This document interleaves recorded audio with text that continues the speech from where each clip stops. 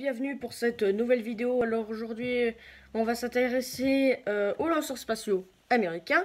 Du coup, aujourd'hui, on va s'intéresser aux entreprises privées. Donc aujourd'hui, on va s'intéresser à SpaceX avec sa Falcon 1 qui est aujourd'hui plus en service, et la Falcon 9 et plus récemment la Falcon Heavy. Et du coup, aujourd'hui, on va s'intéresser aux lanceurs spatiaux. Et du coup, on va déjà parler de l'entreprise SpaceX et de son créateur. Du coup, SpaceX est du coup opéré par en vérité Elon Musk, le même qui détient Tesla et encore d'autres entreprises. Et du coup, en gros, vous connaissez tous Tesla, hein, c'est une marque de voiture électrique, totalement économique, mais également, il fait qu'on voit également, il veut rivaliser avec la NASA, avec l'arrivée de ses lanceurs lourds. D'abord, arrive sur le marché Falcon 1, qui en gros est une fusée basique avec une simple tuyère, qui d'ailleurs j'ai l'impression qu'elle ressemble beaucoup à la fusée Diamant BB4 des Français. Et du coup, avec cette fusée, le but le but de Elon Musk, c'est que la fusée soit réutilisable, comme pour ses navettes. Et du coup, il essaie également de rivaliser avec Boeing, avec son CST, son Starliner, et du coup, sa fusée, que je ne connais pas vraiment son nom. Et du coup, SpaceX, en gros, avec normalement sa Falcon 1, son taux de succès est très bas. En effet, des fois, vu qu'il commence tout juste de débuter, ses fusées commencent à échouer. Mais lors de la 9e, du coup, 5 ou 6 fois, à la 6e fois, normalement, ça marche. Il met en orbite son premier satellite. Et normalement, je pense qu'il n'a pas de nom. Et que par contre, normalement, chez les Français, ils se donnent beaucoup de noms. Du coup, les Français, comme dans la tradition italienne, ils aiment bien donner des noms, mais cette fois-ci, chez les Américains, ce n'est pas le cas. Et du coup, pour ce lanceur, il a été utilisé encore pendant un bon bout de temps, jusqu'à l'arrivée de la Falcon 9, qui, en gros, est beaucoup plus grande que la Falcon 1. Peu importe le nom, mais ça veut dire Falcon 9, mais vous faites ce que vous voulez. Et du coup, en gros, avec la Falcon 9, en gros, cette fusée est un peu particulière comparée à la Falcon 1. Déjà, vu par sa taille, en gros, la fusée est quand même très très imposante. Et notamment le fait qu'elle possède 2 pieds. Oui, elle possède 2 pieds et peut atterrir sur peu importe la surface, si elle est lisse, parce que sinon ça n'arrive pas, et qu'elle soit sur terre et non pas sur les bateaux, parce que oui, SpaceX il a fait ça plein de fois sur des bateaux, il a fait au moins il y a eu 20 à 25 voire 30 vols qui se sont découlés, et à chaque fois le réservoir qui revenait de la mission, et à chaque fois c'était écrasé sur la plateforme, et du coup SpaceX, Elon Musk, décide en gros de faire que ces fusées atterrissent sur une surface qui est la Terre. Et du coup, normalement sur la piste juste au bout de la piste du Kennedy Space Center, juste à côté, en gros, il a mis en gros il a construit un endroit où en gros il peut atterrir son réservoir. Et du coup, récemment, ça marche. Il a réussi à poser son machin, et du coup aujourd'hui ça fonctionne toujours. Et du coup la Falcon 9 a du coup eu ses dérivés en plusieurs versions. D'ailleurs, il y a eu la première version qui en gros était en gros celle avec 100 pieds, une autre avec un étage supplémentaire, et la troisième c'est celle avec les pieds, et en gros celle-ci qui est un peu spéciale, puisque normalement Elon Musk, qui possède Tesla, a décidé d'envoyer sa propre voiture de sa même entreprise dans l'espace. Oui, il a envoyé une Tesla, comme ça. Il a envoyé comme ça dans l'espace. Et imaginez envoyer des voitures dans l'espace. Les débris spatiaux n'ont fait qu'une bouchée de la voiture. Elle se retrouve, il n'y a plus que la carcasse et le moteur de la voiture qui sont intacts. Et du coup, le mannequin a perdu sa tête. J'aimerais pas être à sa place. Et du coup, avec ce premier vol réussi, après, il a eu un taux de succès. Et du coup, il va décider de faire l'arrivée de la Falcon Heavy. Du coup, le Falcon Heavy est en gros une amélioration de la fusée Falcon 9. Et en gros, cette fusée possède toujours des pieds, comme pour la Falcon 9. Et du coup, avec cette fusée, Elon Musk décide en gros de envoyer 60 satellites d'un coup. En gros, donc en gros, ces satellites ne sont pas des satellites dotés de panneaux solaires qui peuvent se déplier et qui ressemblent non pas à des sondes, mais plutôt à des CubeSats. Donc en gros, les CubeSats sont en gros des petits satellites qui sont pas équipés vraiment de panneaux solaires, mais les panneaux solaires sont directement collés à la structure et en gros, ils ont en gros une forme de cube. C'est pour ça qu'on appelle CubeSat.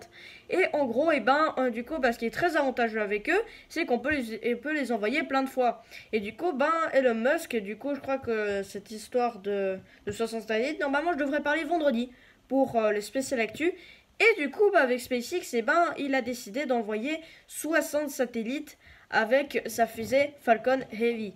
Et du coup, le problème, c'est que, ça fait une sorte de traînée avec ces satellites. Ça fait une traînée qui, en gros, si on va tous les soirs, normalement hier, on pouvait voir ces satellites comme un train spatial qui, en gros, se défilait dans la soirée.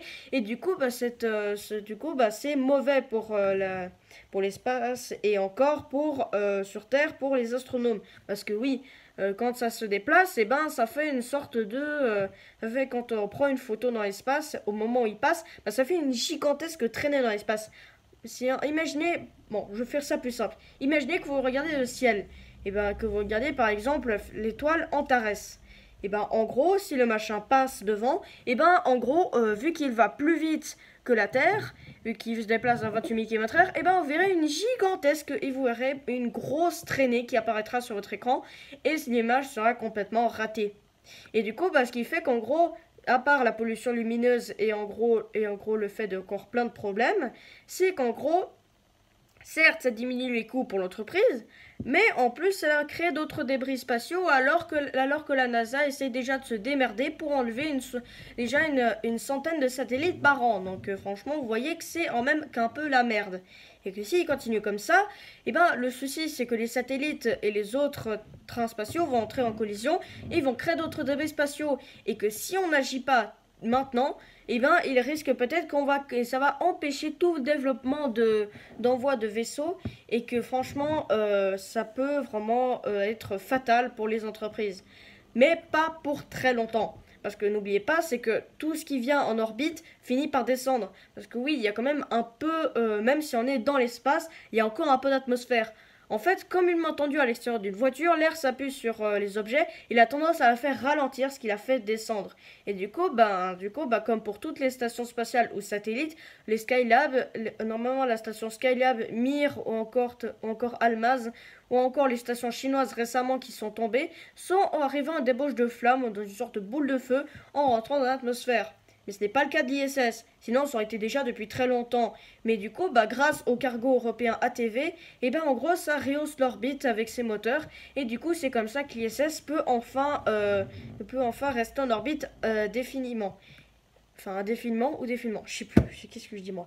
Et en gros, ce qu'il faut savoir, c'est qu'en gros, c'est pas le vaisseau européen ATV n'est pas le seul vaisseau capable de, en effet, rehausser l'orbite de la station. Le vaisseau Progress russe est également capable. Et du coup, le problème, c'est que, certes, c'est dangereux. Du coup, le train spatial est dangereux pour la pollution lumineuse et également pour les déchets spatiaux, mais également pour les stations spatiales, à part la LOPG qui va arriver bientôt, qui sera en orbite lunaire. Mais ça sera un autre sujet.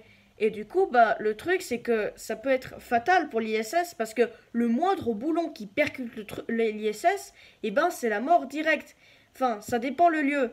Parce que les modules de devant sont équipés de blindage, au moment sont équipés de 6 couches de protection, donc vous voyez, c'est bien blindé, plus que la voiture de Donald Trump. Et du coup, avec ces blindages, on peut certes éviter les impacts, mais si il y arrive que des fois les débris tapent au même endroit, là ça peut être un peu la merde, ça je l'avoue. Et du coup, le truc c'est que le problème avec ces débris spatiaux, c'est que si ces plus petits débris percutent encore d'autres, on ne pourra plus les détecter. Et ça va être un peu dangereux. Et que si ça touche un endroit qui est non pas protégé, là, ça peut être fatal. Et du coup, vous allez me dire que franchement, tous les endroits sont protégés. Ils ne vont pas mettre juste le devant. Oui, mais il n'y a qu'un seul endroit qui n'est pas protégé, c'est la cupola, qui en gros si on la laisse ouverte longtemps, et ben là ça peut être en fait un peu le gros bordel pour la coupole et une si grosse fissure et en gros une grosse réparation. Et notamment que le verre ne peut pas vraiment être changé, parce qu'on est dans l'espace. Et encore, on ne sait pas si le verre peut en effet, si la vitre peut en effet tenir durant le voyage entre la Terre et l'espace.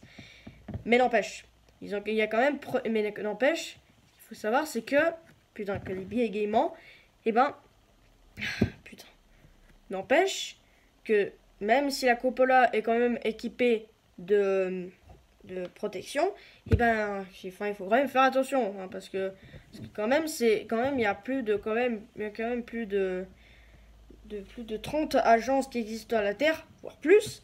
Et du coup, bah franchement, en comptant les sociétés privées, bien sûr, avec SpaceX, Blue Origin et tout ça, et du coup, ça fera l'équivalent de 50 voire 40. J'ai pas compté les agences, mais je dis à peu près ce que je pense. Et en gros, en gros, voilà ce qui pourrait arriver avec Elon Musk.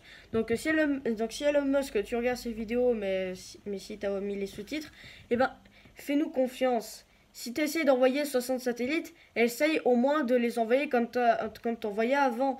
Ce serait quand même plus sympa. Et puis franchement, les débris spatiaux, déjà la NASA s'emmerde déjà à désorbiter les objets. En plus, en plus, toi tu te ramènes pour en mettre plein. Alors franchement, tu fous le bordel. Donc, alors en attendant, soyez guidés et cherchez la vérité.